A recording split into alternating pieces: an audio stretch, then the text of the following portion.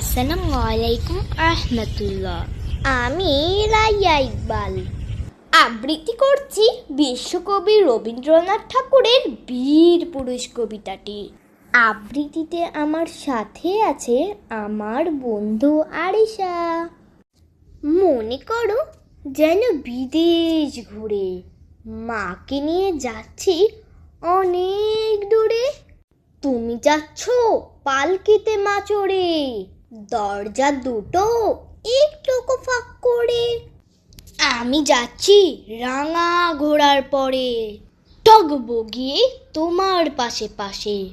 রাস্তা থেকে ঘোড়ার খুঁড়ে খুঁড়ে রাঙা ধুলোয় মেঘ উড়িয়ে আসে।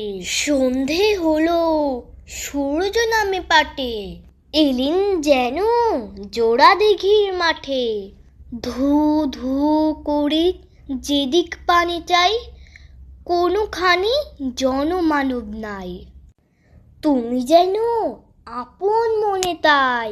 ভয় পেয়েছো, ভাবছো এলিম কোথা? আমি বলছি ভয় করো না মাগো, ওই দেখা যায় মরা নদীর সোতা।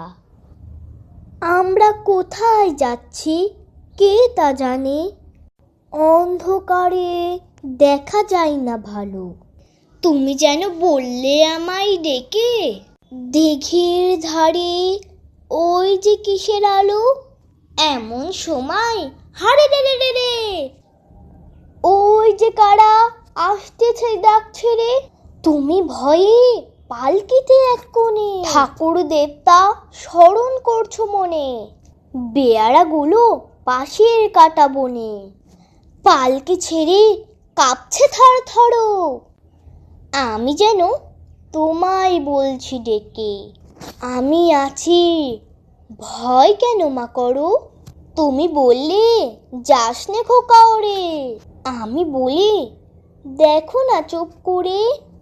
ছুটিয়ে ঘোড়া গেলেন তাদের মাঝে, ঢাল তলোয়ার ঝনঝনিয়ে বাজে। কি ভয়ানক লড়াই হলো মা যে শুনে, তোমার গায়ে দেবে কাটা। কত লোক যে পালিয়ে গেল ভয়ে, কত লোকের মাথা পড়ল কাটা।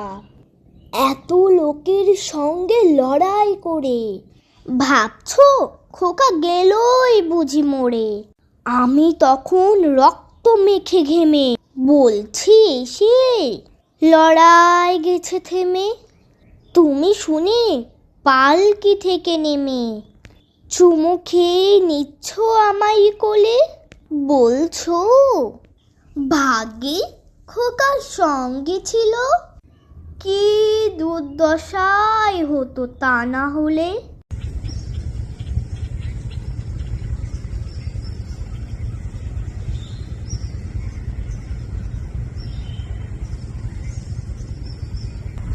ধন্যবাদ।